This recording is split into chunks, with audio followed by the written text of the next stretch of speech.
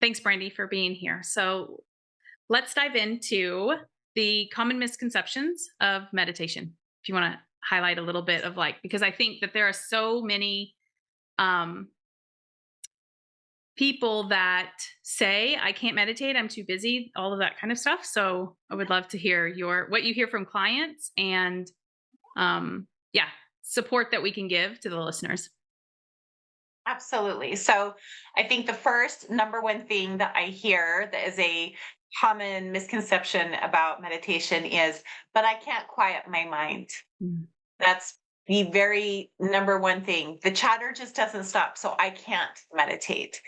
And that is, I mean, we all chatter. It's the brain's job to chatter. It's function, it's like our heart's function is to beat. Yeah. So we just want to slow it down. Like it's a nice way to think of it this way. We want to lengthen the time in between the chatter. Mm. And whether that's a millisecond, a second, 2 seconds, 5 seconds, a minute, 2 minutes, 5 minutes, and so on. However short or long that is, that's what we're trying to do is just lengthen that time in between that chatter till eventually for very practiced, cultivated meditators, it becomes a non-issue. Mm. So, that's probably the first myth that I hear often. The other one is, I just don't have time. Yes. I don't have time. But at the end of the day, we make time for what's important to us. So if self-care is important to us, we will make the time to do it.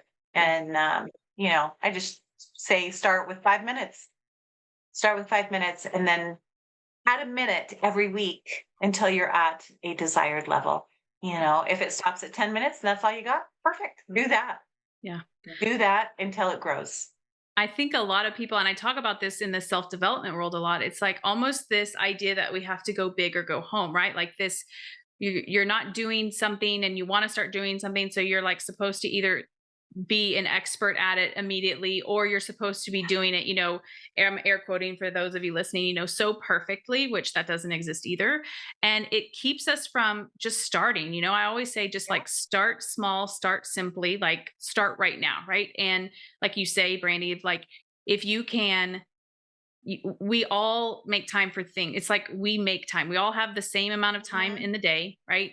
And in the beginning, it's probably going to feel really uncomfortable. I remember when I read Dr. Joe Dispenza's Breaking the Habit of Being Yourself. And I sat Yes. down for that first time and I got up, but I at least sat down. Right. And just that Yes. it's just like celebrate what you've done, not at looking at like how far you're going to need to go.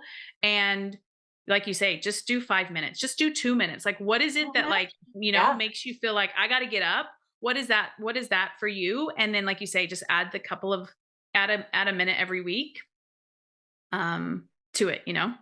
Yeah, absolutely, absolutely. And two, meditation, especially when you're beginning, it's just not all flowers and gumballs and stuff. Like Yes. it's you might feel some agitation from sitting there because you're agitated. Those feelings are coming up for you. Agitation, frustration, maybe some anger. Those are unresolved emotions that are being carried around within ourselves. And so those are very common things when you start meditating to feel. That's so good. I'm so glad you mentioned that because I think we're taught like to feel the emotions, and if you haven't worked with a practitioner or worked with someone of like to teach you how to actually feel that, it's like that is a normal. Like you said, like we think like it's going to be rainbows and daisies, and we think that there's going to be this big aha. And what we sit down and we're like, I'm more mad than I am before I started. And that's normal, right? It That is. is normal. It is. I've cried many a tears through my meditation just to let things out. Yeah. Like feel something, like let it be felt.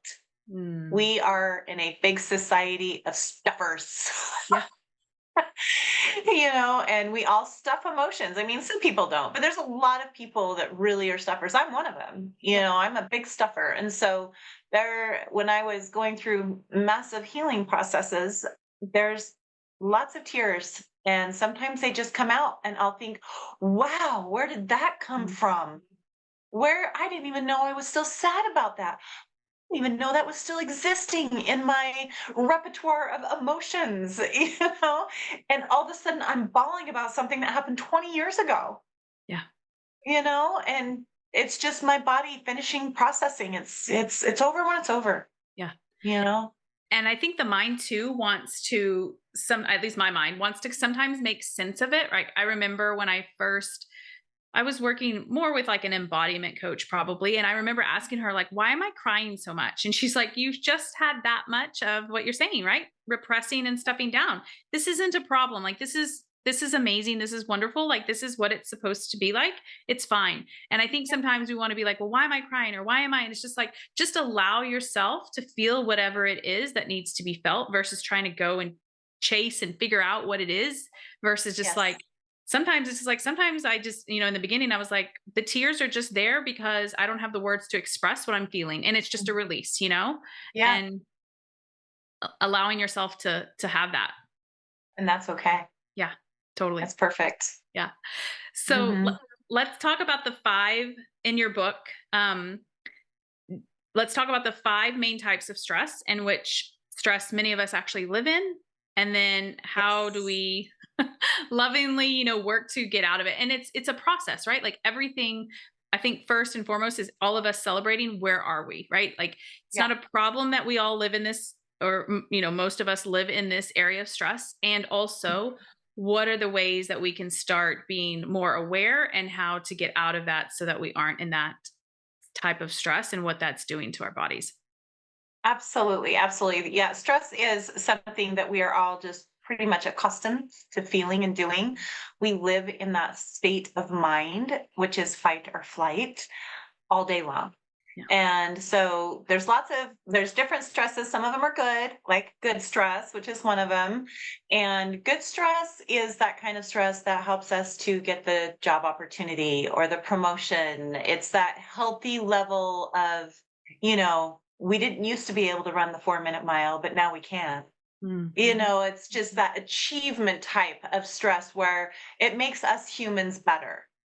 That's good stress. There's a result from it and we feel really good afterwards, and then there's like routine stress. Routine stress is going to be driving to work stress, getting the kids off to school stress. Mealtime can be a stressful time for a lot of families. It just depends on the dynamics. But that's a routine stress. It's something that we experience every single day on a regular level. And then we have acute stress. This is something that happens very quickly. So you are driving down the road on the way to the interview, you hit a speed bump and spill coffee all over your brand new pressed shirt, and you have to go to this interview with coffee down your shirt. It's something that happens super quick. Flat tires, anything like that, but it happens and then you can get over it. There's no lasting result from that kind of stress that we have.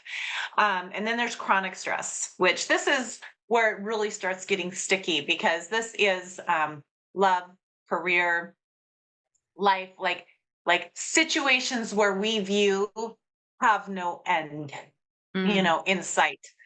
Um, Fighting, arguing, a job, a boss that we just can't stand, those situations where we almost get physically ill. We find ourselves wanting to avoid them, and those are really debilitating because they keep us in a state of stress or fight or flight almost all day long. Like we Mhm. can't get any kind of reprieve from it. And then there's traumatic stress. And traumatic stress, like I can say that meditation is going to help all of your stresses, but traumatic stress actually needs additional help because traumatic stress is something that happened 25 years ago, or maybe it happened yesterday, but it buries itself so deeply in your physiology that you keep experiencing the trauma from that moment. For an example, I was teaching a class and a woman came up to me just in tears after the class. And we went off to the side so she could tell me quietly what was happening. And she was re experiencing traumatic stress from 23 years ago of her getting in a near fatal car accident. she is still experiencing the same level of stress from that moment. And that's what you need therapy along with meditation. It can't medication can't just fix that, but those are the main 5 types of stress that we have. When we start looking at how to dissipate that and remove it from our life, start looking at things that are super simple, like what can I actually control? Mhm. Not much. We can control how we react, Mhm. how we show up, and how we engage with the world. And that's it. We cannot control anything else. And the more we can get that into our forefront, the better we can handle these different kinds of stress. How could I have handled the speed bump better? Well, paying more attention, not drinking my coffee and looking out the window and driving. Like I could have paid more attention, then maybe that would have happened, would not have happened, and we could have avoided that point of stress. And also realizing that our thoughts are just thoughts. Mhm. We have 60 to 80,000 of them a day. So that is a thought every 1.2 seconds. And so it's a lot of stuff happening in between our noggins here.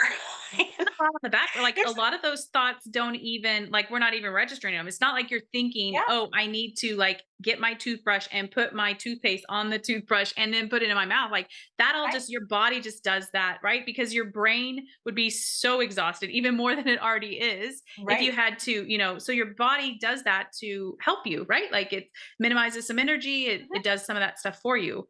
But still, it's a even our conscious aware thoughts are still a lot of thoughts.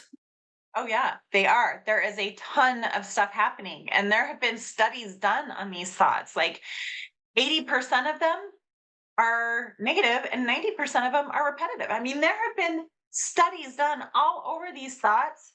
So when we start realizing that and where stress comes from, like stress comes from ruminating on yesterday or having anxiety for tomorrow. Yeah, Yesterday is gone and tomorrow's not here. The only moment we have is right now. yeah, And we get to choose how to live that moment.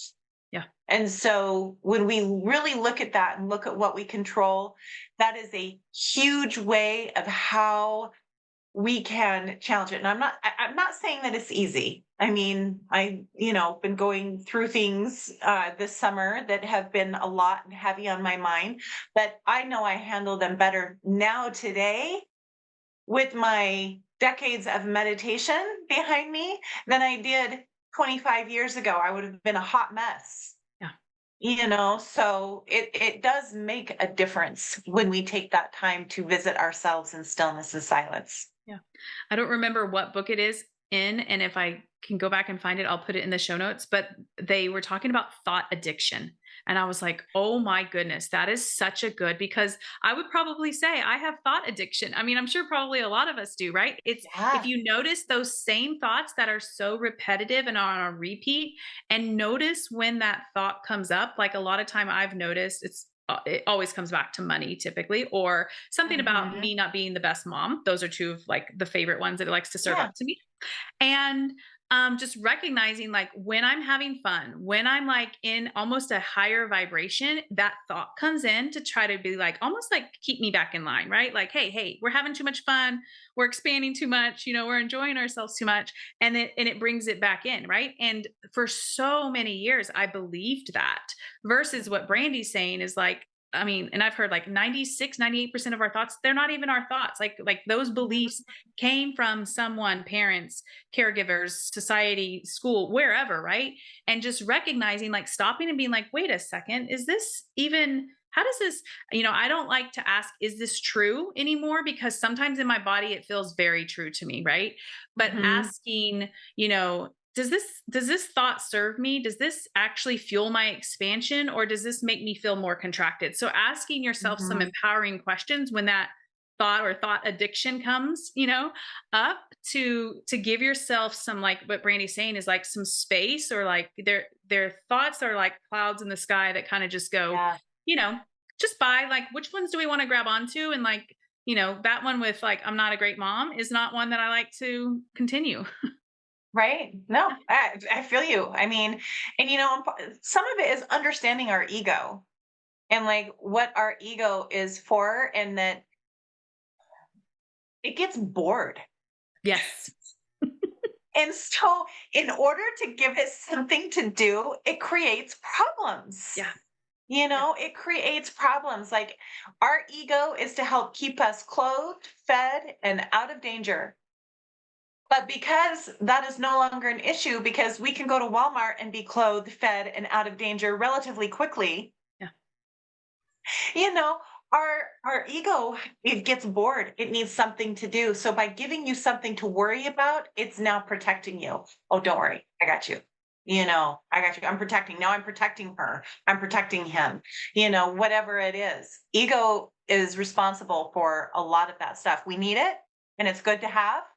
But understanding it, I think, will be a never-ending human journey. Yeah, for sure. Yeah. Yeah. And it helped when it was actually like a CPA book I was reading, and he was talking about how it's almost like our ego or our brain, mind is like a dog that needs like a chew toy. It's like, what are those thoughts that we have that it just wants to chew on? So let's just give it something else to chew on. Like, what are more Yes. empowering thoughts, or I don't want to say affirmations, but just thoughts that Yeah. you want to kind of really practice more so than the one that your brain is automatically serving up, right? So if our Mhm. brain or our ego wants to give us thoughts, let's give ourselves the thoughts that are going to feel good, that are going to empower us, versus keep us in Mhm. this loop. Loop. I use affirmations actually for that and mantras. I Yeah. do both. If Yeah. I'm having a repetitive thought that won't leave me, and even a silly song that won't get out of my head, I'll start going into affirmations and mantra. That's not what I want to think about. That's not what I want to hear. I would rather focus on this instead. Mhm. And it's amazing because you're retraining your brain. Yeah. You're retraining it. No, no, no, no, not this, that. I Yep. want over here, Yeah. and creates new neural pathways. Yeah. Can you talk just a little bit about the difference between affirmations and mantras?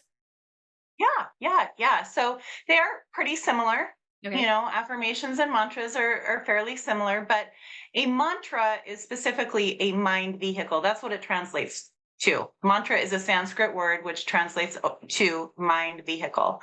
And so you're giving yourself something to keep your mind busy.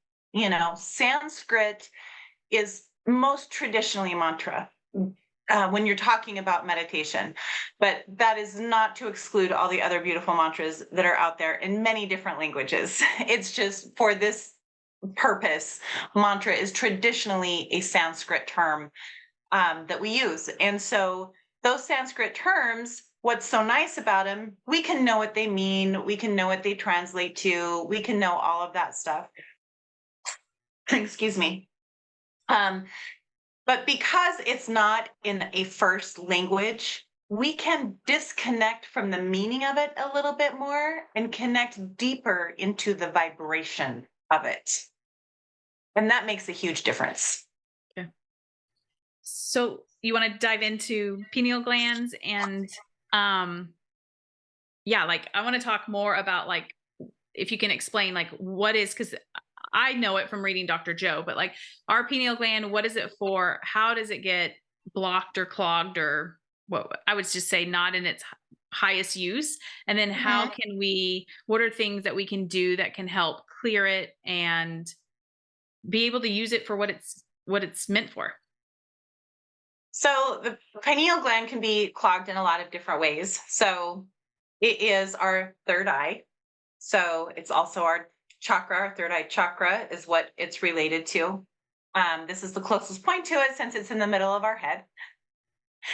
Um, it can get blocked from calcification, not drinking clean water, uh, fluoride from your toothpaste, fluoride from your water, all that kind of stuff. I mean, chemicals. It's actually a crystal. There's a crystal in there, and there's little hairs on the outside of it. And if you've ever had a vision or dreaming, anything like that, that is being stimulated by your pineal gland.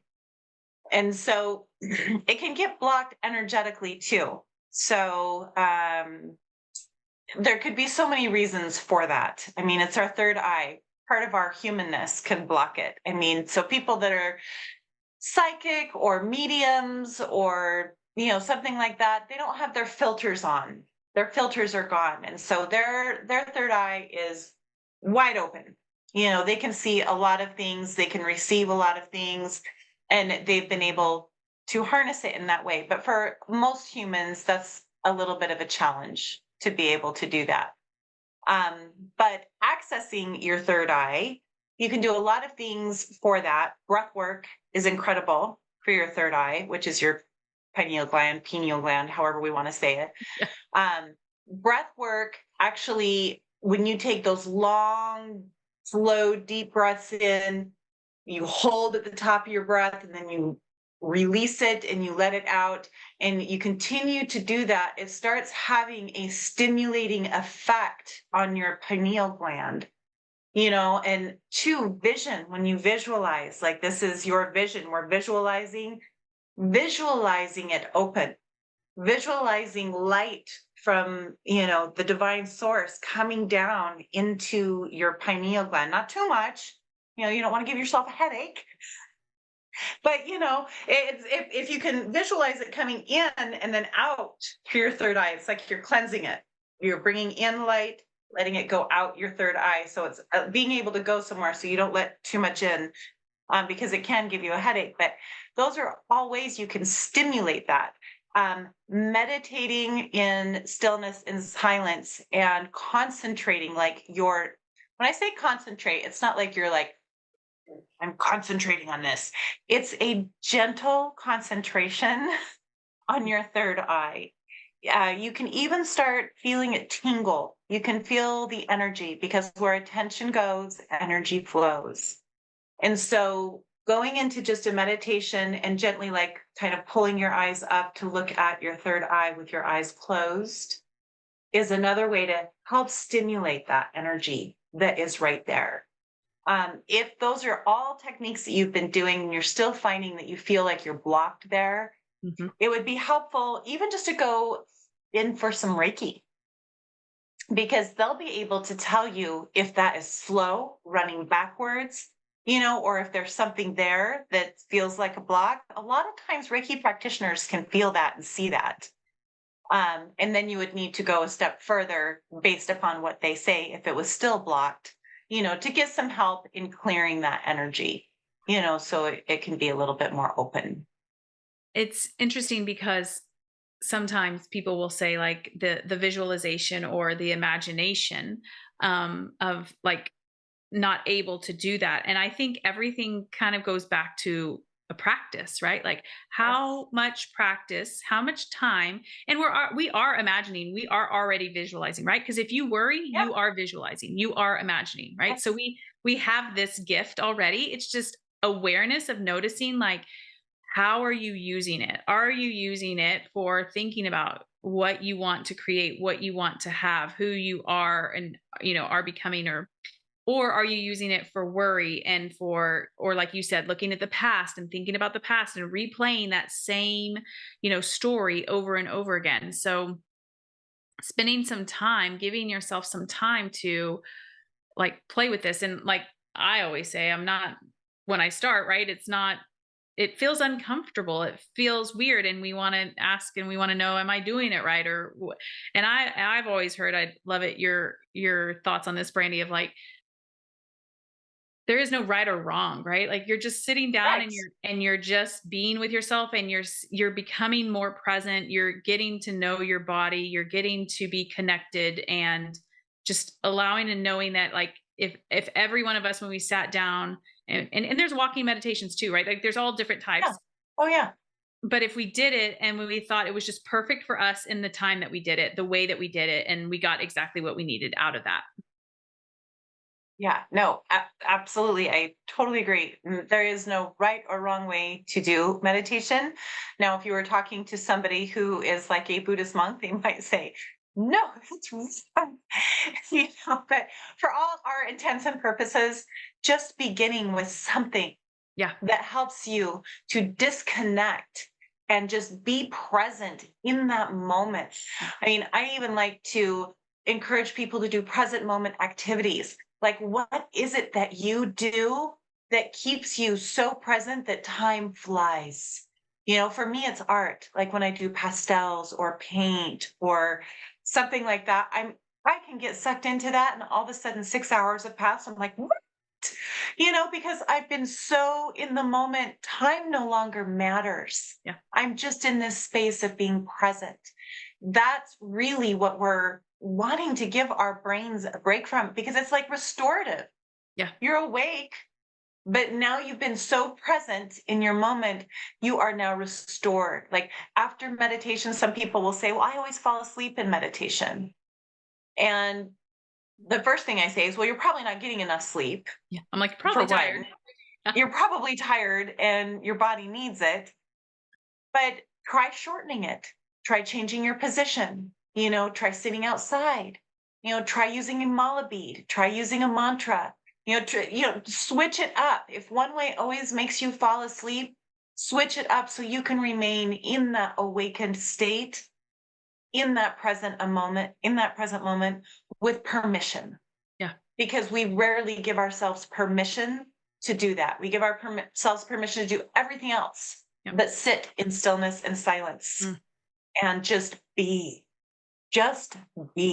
Yeah. and that is a very restorative practice. So there is no right or wrong way. Comfort is queen. I mean, Mhm. if you've gotten to a place in your meditation practice where you want to up level and you want to sit in that hard chair and you want to sit with your back perfectly straight, you want to sit on that hard rock, you want to do those things, great. That is where you are at. Meet yourself where you are at. But if you are still in the phase that you want to sit in a comfy chair, do it. Yeah. If you need to lay down, do it. It's more about just starting and giving yourself that kind of restoration. Yeah. So for those that are starting, because when I started, and I still do it, I use Insight Timer as an app that does some guided meditation. So, what are some of your suggestions for people that want to use meditation apps and things of that sort? I think they're wonderful. I love meditation apps. I love Insight Timer. I use it all the time. And one of the reasons why I use it is because I like nature sounds Mhm. while I meditate. I like to be by an ocean here in Idaho, or listen to a river and a fire or something like that. But Insight Timer is wonderful. It has hundreds of thousands of free meditations on it, and I'm not paid by them or anything. I just think it's an awesome app. Um, or there's a paid version that you can access even more on there. And there's courses, there's classes, but then there's like Headspace that's on there, or a different app that's called Headspace. That one's really awesome. There's lots of free meditations out there on YouTube.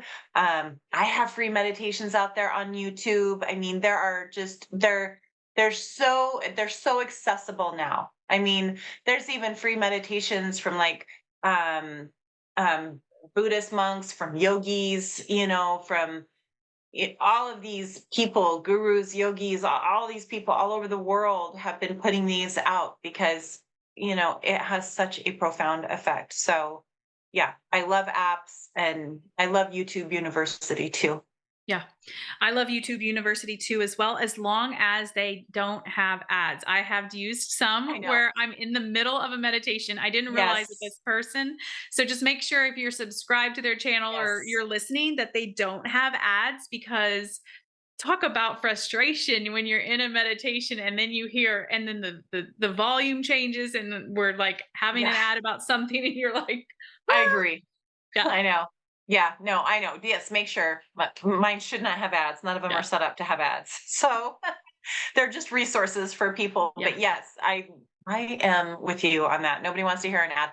And that's why Insight Timer is nice, Yeah. because you can just go in there and play whatever you want, and it's there, Yeah. uninterrupted. So with the app, sometimes actually, I don't know, she was my daughter was, man, we probably did Insight Timer 3, 4, I don't know. And did the like for sleep for her, it was almost kind of like it was um It was yoga nidra for sleep, but it Yeah. was definitely more so like a body scan, and it's Yeah. interesting because she would stay awake for most of it, and she could recite it, like, she knew what, the lady that did it was her name is Jennifer Piercy, and she would know when Jennifer was talking about, like, it was a full body scan. I would Yeah. fall asleep, like, I don't even know if I've ever been through one whole episode or one whole, meditation of hers, going to sleep. But I wanted to know, are your thoughts on like meditations for sleep, or like what can we do, because so many of us are attached, which that's one of the things I want people to like, how do we get like detached from our phones, really like giving yourself an hour-ish before you go to bed, like Mhm. winding down, like what is your, thinking about your nighttime ritual, and then also meditation for sleep. Tell us a little bit about like what you suggest for people to Yeah. kind of wind down into, yeah, for sleeping meditation wise. Meditation for sleep is awesome. So I teach in an addiction facility every week, and um, people that are going through treatment have a really hard time sleeping. And so this is a common thing that we talk about when I am there is how do I go to sleep at night? I'm really struggling. Mm. And there's two things I always suggest. And one of them is progressive muscle tension. And that is where we take deep breaths in while we tense a piece of our body, basically. So, like starting with our toes, Okay. starting with our feet, and then we hold it and we hold it tight for 5 seconds, and then we release it and we release the flex. That really helps because it's like it's helping our body to express energy and to release tension that is there. Because sometimes we have that tension. I mean, the body keeps the score, Yeah. right? The body keeps the score from all of our day, from all of our emotions, everything we've ever done in our entire life. The body is holding on to some kind of piece of energy from that moment, and including our day. And so when we can go through that and take some nice big oxygenated breath in and get that tension in there and then release it, it helps our body to wind down. That whole process of going through your whole body like that should only take about 15 minutes. Mm, mhm. And so it's an easy practice to do. It's an easy thing to add into your nighttime routine. And another thing to do with that is if you've experienced a lot of tension, or like we all have places in our body where we know that we hold emotions. Yeah. Like for me, it's right in between my shoulder blades. Mhm. That's where I hold mine. When I get to that place and I'm tensing it and I'm breathing in, I imagine the tension coming out as dark smoke, Mm. because it's like I just visualize that releasing. And sometimes I do it a couple of times, and you'll notice that as you keep imagining that, the smoke starts lightening up because the tension is leaving. It's leaving your body, and so that's something that I really like to do with that practice too. And then after, that, if somebody wants to do two things or one or the other, I would suggest the progressive muscle tension first before a body scan, because oftentimes during a body scan, you do fall asleep, but then start with a body scan or just do the body scan. Body scans are amazing. They're like a massage for your Mm. energy. It feels so good because we don't really think about it like that. And I really like to use white light with my body scans. And I imagine a ball of white light starting at my feet, at my toes, and just slowly starting to envelop me, and that feels so good. And we can use different colors of light. I mean, white light's just a pure, peaceful light. A golden light could be perceived as more divine, more angelic. If we need more love, if we're needing more love energy, a deep, beautiful green, emerald green. Or if we're feeling we need protection, a nice cobalt blue. I Mm. mean, we can use different colors of light to enhance our body scan to help soothe our emotions even further. And body scans, you can go as quick or as long as you want with them. Um, you can make it do like if you don't have a lot of time or you feel like you're really tired, but you just want to fall asleep gently, maybe you just kind of do a 10-minute one, but you can make a body scan last like 20, 30 minutes if you want to. It's just, it's up to you as the person. All meditations are guided. We're either guiding ourselves or we're listening to somebody else guide us, Yeah. so we can control that and do it how we want. I That's how I started meditating, is through body scans Yeah. as a teenager. And it was to stop the chatter in my mind. I had insomnia really for the first half of my life. I did not sleep very well. And body scans were that tool that significantly changed for me and changed that sleeping pattern for me and helped me go to sleep. I mean, I got so good at it, I'd get up to my knees or my hips and I was out. Forget scanning the rest of my body. I was out. I know when my kid's like, she's got the whole thing memorized. I'm like, how do you even stay awake during this? Because I'm like, as soon as I press play, I'm out. What Uh-huh. about for people that wake up in the middle of the night? Can you? I mean, I know we can do anything, right? But like, can you? Is that a good kind of thing to do to get us to go back to sleep? Absolutely. Body scans are really great.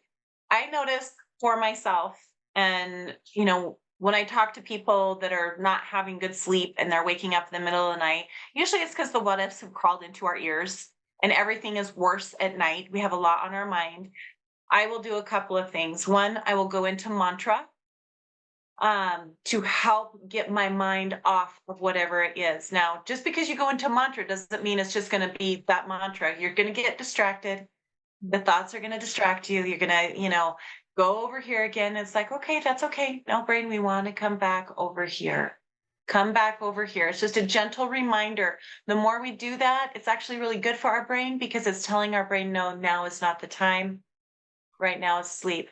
And so I have different mantras that I use for different purposes. And, so I have a couple of mantras that I'll use at night.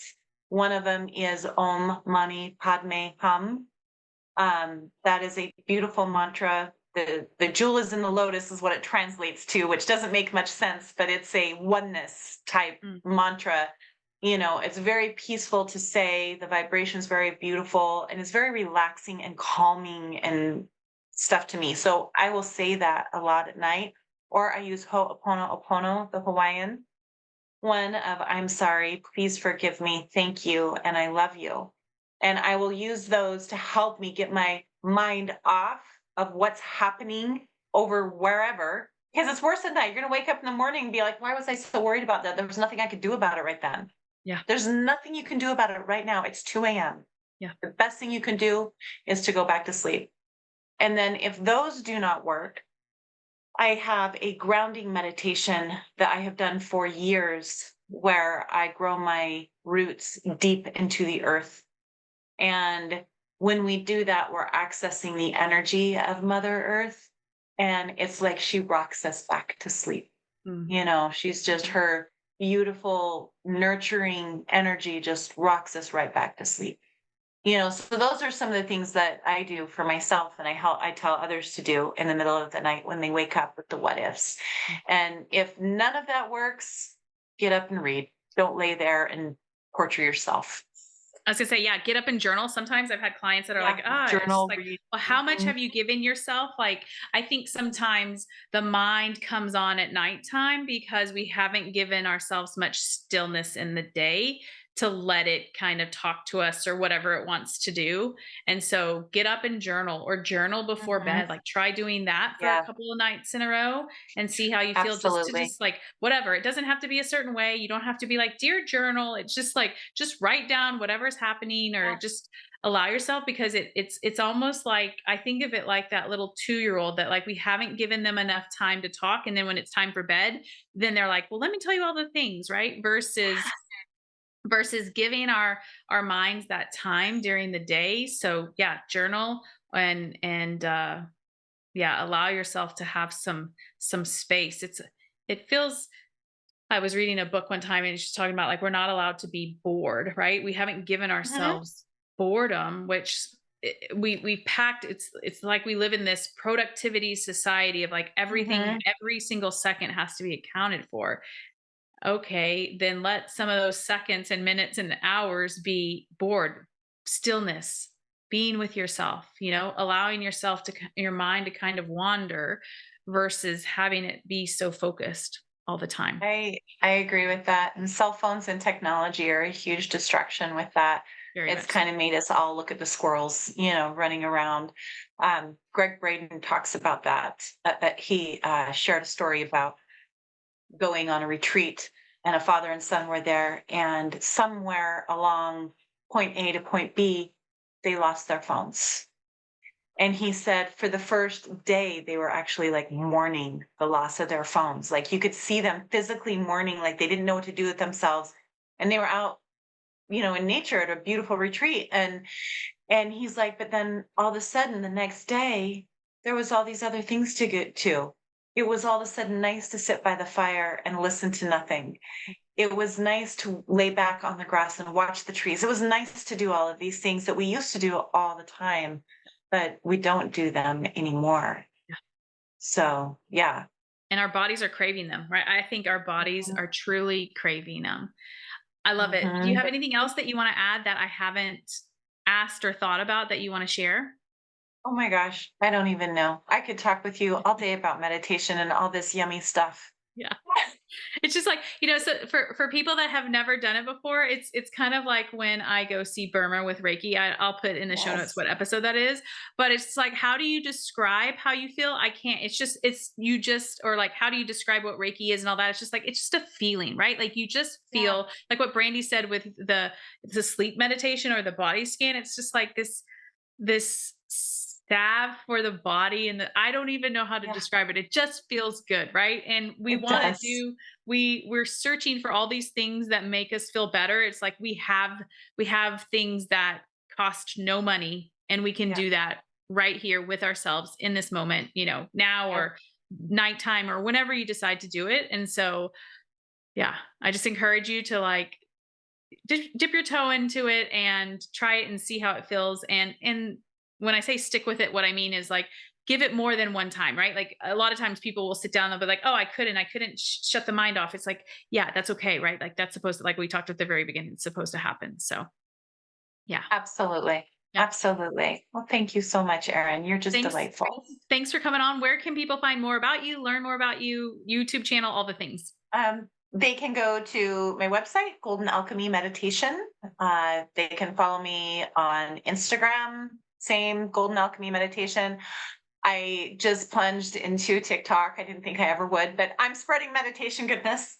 So I now am a TikToker, and I have a YouTube channel as well where I upload parking lot meditations that are super short. I just have all sorts of meditations. People can sign up to get a monthly free meditation sent to their inbox. All sorts of things like that. It's all basically Golden Alchemy Meditation is where they can find everything.